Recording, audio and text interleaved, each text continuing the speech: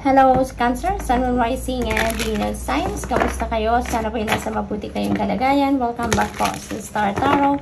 Kung bago kayo rito, welcome din kayo. Thank you sa inyong support. I truly appreciate it. God bless you all. Una mensahe ni Cancer is Muse of Materials. Napakaganda. Paunang-unang card pa lang, pasabog agad, because this is about wealth, this is about financial success, prosperity, abundance na maaring bumalot sa inyo sa ngayon, Cancer?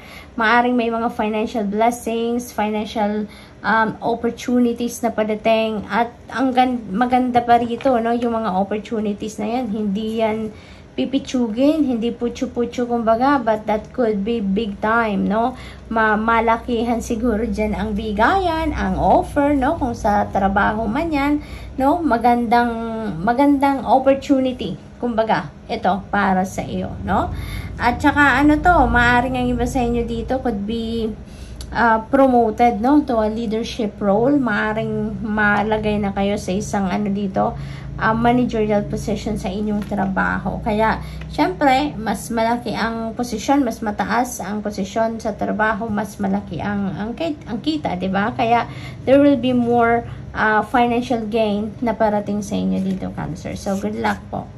We have Page of Inspiration. Ayan. So, there is news coming in, May balitang parating sa inyo.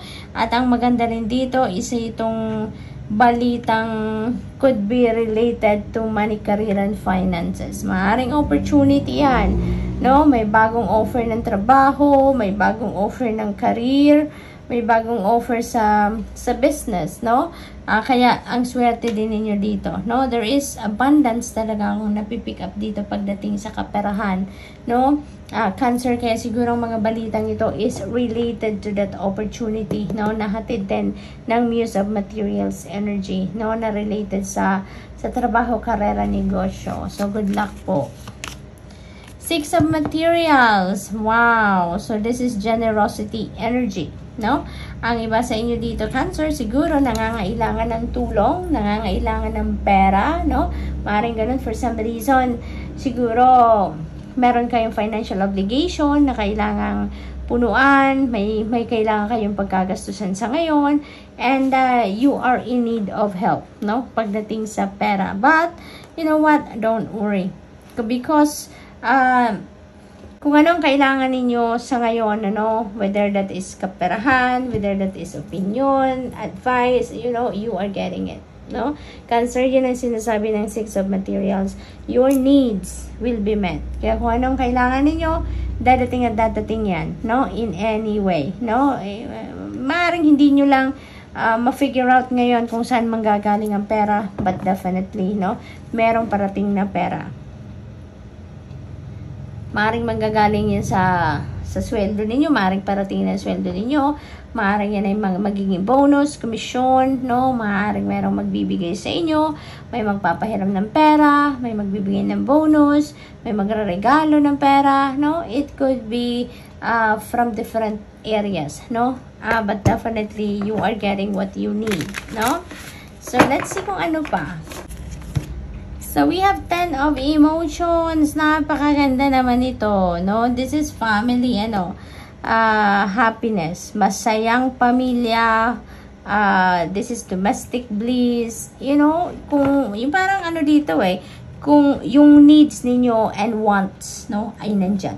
Kaya, masaya ang lahat.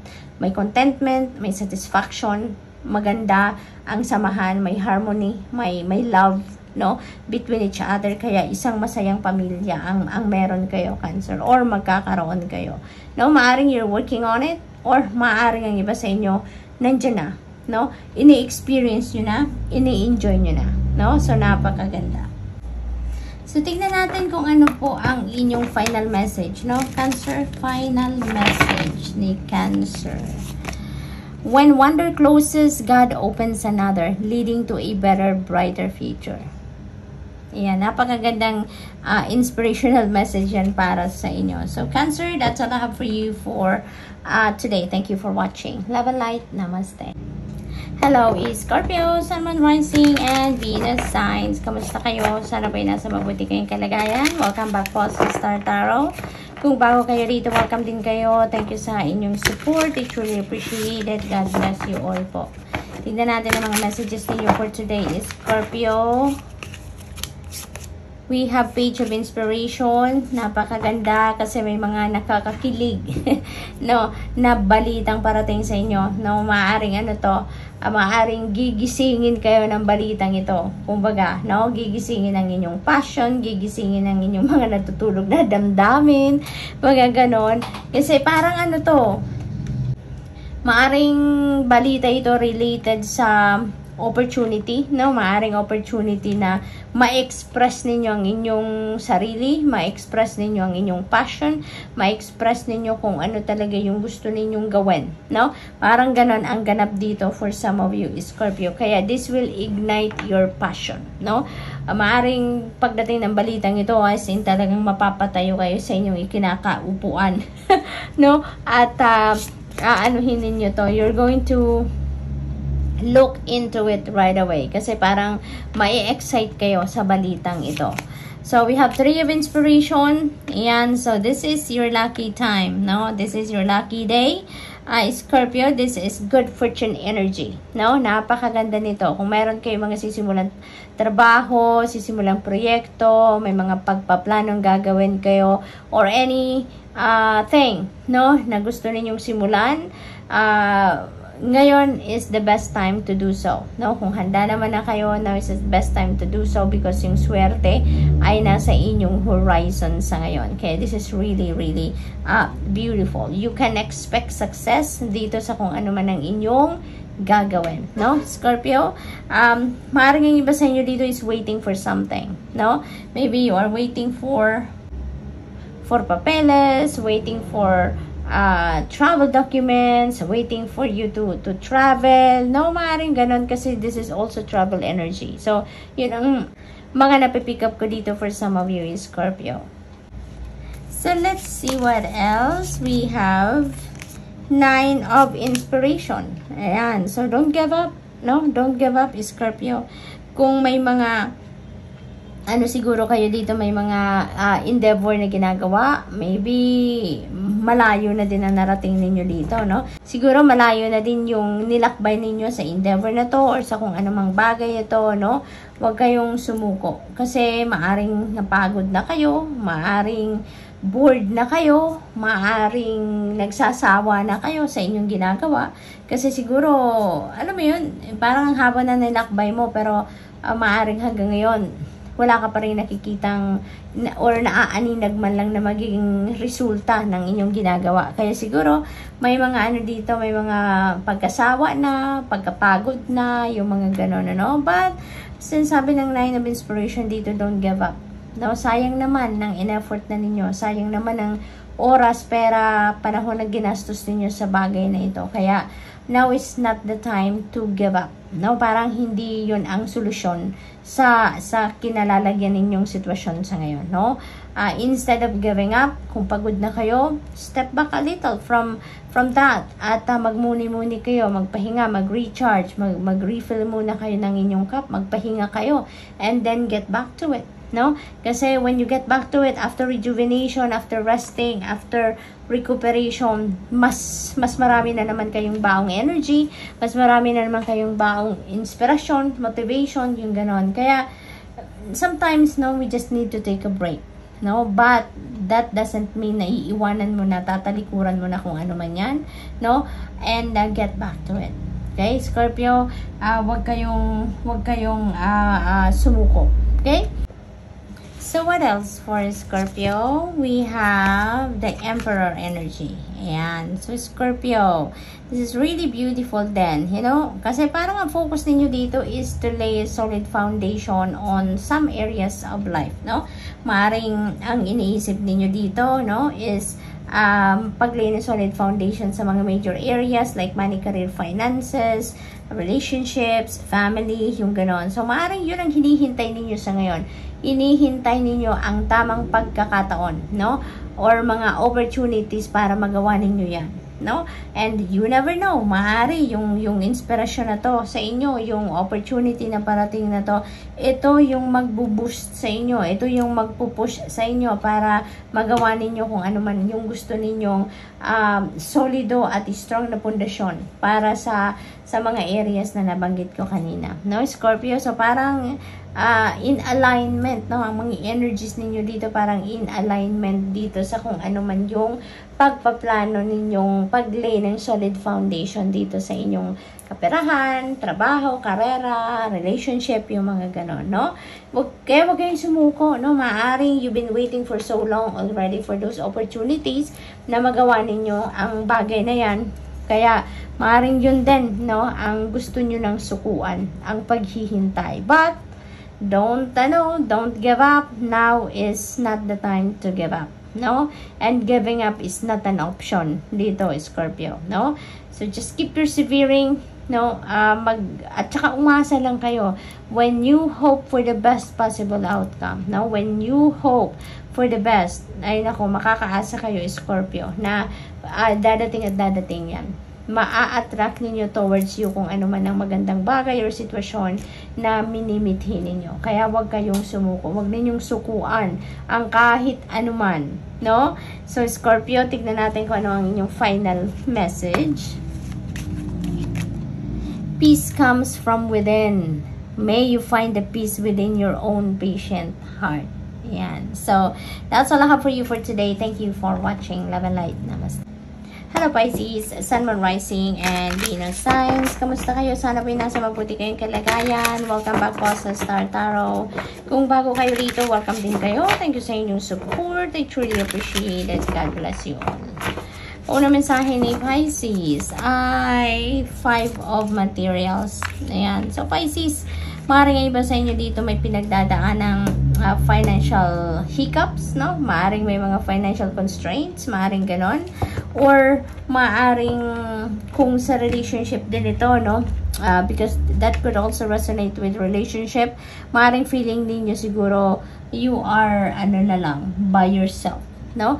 Parang siguro feeling ninyo you're abandoned. Maaaring feeling ng iba sa inyo dito hindi na kayo mahal na mahal nyo, or hindi na kayo pinapansin, no? Yung mga ganon, you are you're feeling like you're all alone siguro, no? Sa relationship. Maaring hindi nyo na nararamdaman na may asawa kayo, na may boyfriend kayo, na may girlfriend kayo, no? So maaring ganon din ang ganap dito for some of you Pisces. But you know what, Pisces, huwag kayong mag-alala, no? Ano man ang inyong sitwasyon, ano man ang inyong pinagdadaanan, magbabago at magbabago yan, no?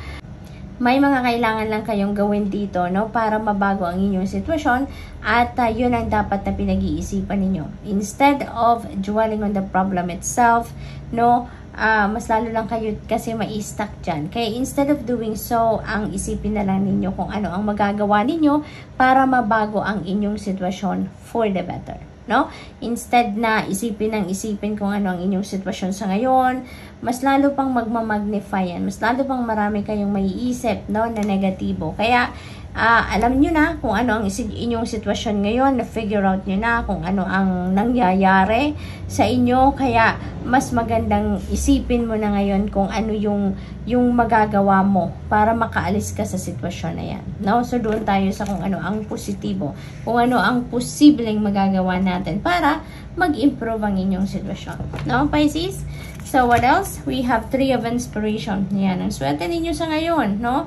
This is your lucky day, no? Kumbaga, kasi si 3 of Inspiration, this is a good fortune energy. Kaya may swerte sa inyong horizon sa ngayon. Kaya most likely yung energy ng 5 of Materials mababaliktad na yan. So continue to think positive, continue to feel positive para nang sa gayon ma-attract ninyo ang swerte na to. Ma-attract ninyo yung financial breakthrough dyan, or yung magandang samahan, no, ninyo at ng inyong person, yung mga ganon, no? Think positive para nang sa gayon ma-attract ninyo ang mga positibo at magagandang pangyayari din, no, sa buhay ninyo.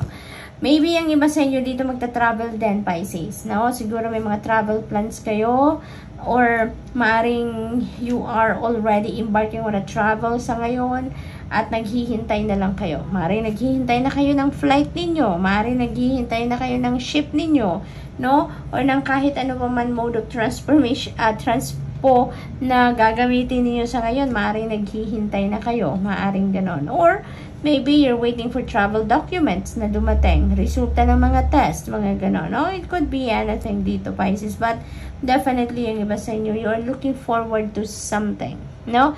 Maaring yun ang hinihintay ninyo dito. So, good luck po. We have Temperance. Ayan, the wait is over. No, Pisces, the wait is over. Kasi, ang pakiramdam ko dito, dahil good fortune energy, ito kung ano man ang inyong hinihintay ay dadating na. No? Kasi nga, nakahanda na yung babae dito. Parang nakaready na siya sa kung ano ang dumating. Kaya, feeling ko dito, yung paghihintay ninyo ay matatapos na. At kung ano man ang inyong hinihintay ay maaaring parating na yan. Or maaaring nandyan na talaga, Pisces. No? So, what else? We have 10 of emotions. Wow, napakasaya, no? Magiging masayang-masaya kayo dito. Meron din 10 of emotions na to. So, ibig sabihin, dumaan na to sa 9 of emotions, which is a wish fulfillment energy. Kaya most likely, no, may mga wish na kayo dito na nag-come to fruition na. Kaya, magiging masaya na kayo, no? Makukuha nyo na dito or nakuha nyo na kung ano ang gusto ninyo, kung ano yung pangarap ninyo, siguro may mga ganong ganap na natanggap na kayo, kaya magiging masayang-masaya kayo dito, Pisces, no? Masaya din ang pamilya, no? This is domestic bliss, domestic happiness, kaya most likely, ano kayo ngayon? Happy family. Nag-i-enjoy ang bawat isa, may contentment, may satisfaction, ang bawat isa, may harmony, ang samahan, loving, sa bawat isa, kaya parang perfect picture ito, no, ng pamilya. So, tingnan natin kung ano pa ang ganap for Pisces. Final message po ninyo for today. Tingnan natin. Act like your life is a blessing and you'll start feeling like life is a blessing. And give thanks for your blessed life. Ayan naman talaga, no, Pisces.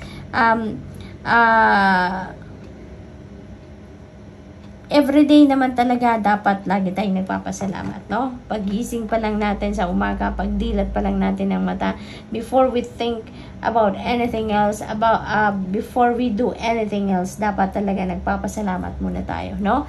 Dapat thank you ang mga unang salita na binibigkas natin, no? Pagkabangon natin, no? So, good luck, Pisces. That's all I have for you for today. Thank you for watching. Love and light. Namaste.